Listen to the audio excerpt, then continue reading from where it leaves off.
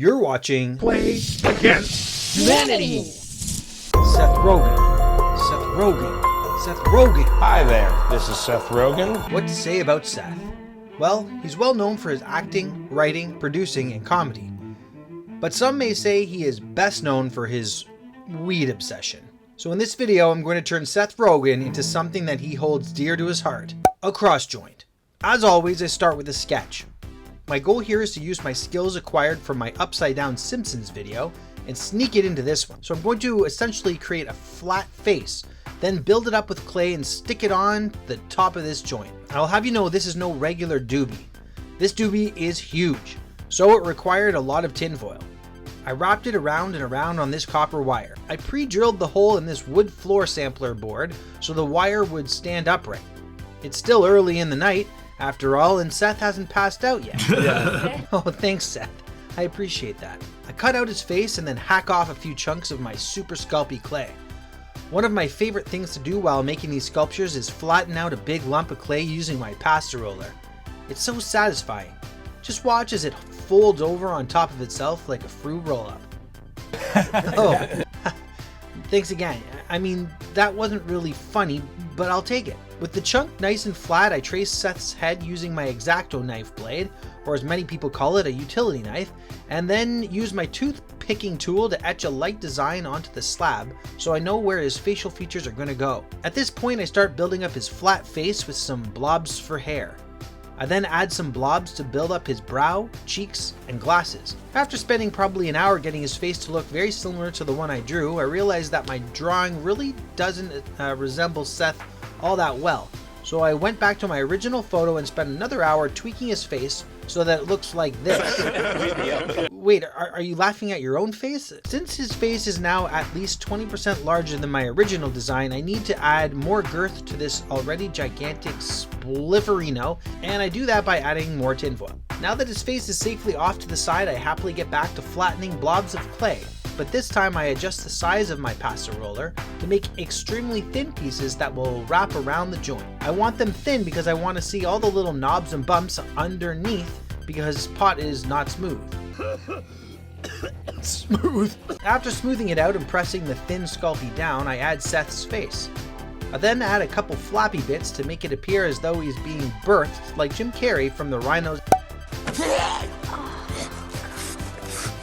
My wife says he looks like he's wearing a hood. Sure, yeah, that's what I was going for. I smooth the edges of the flappy bits so they blend in better with my toothpick tool. No, I still haven't purchased real tools, and that's fine, I don't need them. Well, I probably do, but these tools sort of match my skill level, so I like them. I'm happy with how this is looking so far, so I take my original sketch and hold it up against my cross joint to get an idea of where I want his arms to go. As you can see, more tinfoil gets added for the arms, and I wrap a donut-shaped bit of clay around the base to hold them in place. More thin clay gets added like skin, and with a quick spin, his arms are in place. Basically telling the world, here I am.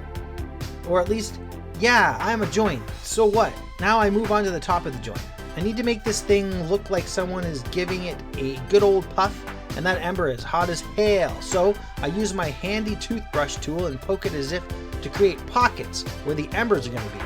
I add some floppy bits around the circumference of the ember to act as the ashy paper being burnt, and then blend it into the joint. Now I add a few smaller mounds on the top of his hands and repeat the same brush stippling process, followed by some more floppy bits for burnt paper. Once those are done, I give the entire joint a brush texture before sticking Seth in the oven. You hear that, Seth, my man? It's time to get baked. 20 minutes of coughing later, Seth has emerged from that hot box, and it's time to get him looking snazzy by giving him a makeover using dollar store paints. I want this joint to look like the one in the picture, so I'm mixing some green, yellow, and white together to achieve this earthy tone. It's a little too green, so a splash of black paint will darken it up a bit, and it's on to painting the body. I used a browner paint for the bottom, which is where the filter would be, and since the paper is rather see-through, you'd be able to tell it was a different color. Now the embers are a bit of a challenge because I've never had to paint fire before, so I start with a solid red base coat, then layer it with orange, yellow, and white.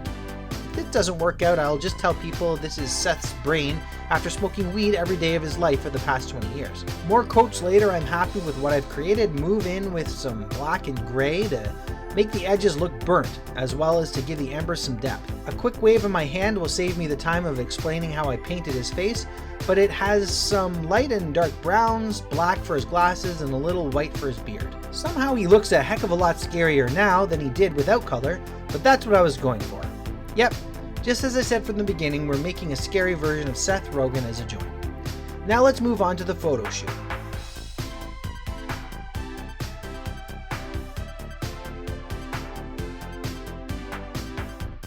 Another fun project done and on my shelf. I do enjoy making people, even though it's not easy. I'll keep working on it and hopefully keep improving as time goes on. Stay tuned for next week's video of Play Against Humanity. Thanks to my Patrons, you are literally the seed that keeps this channel growing. See you in the next one.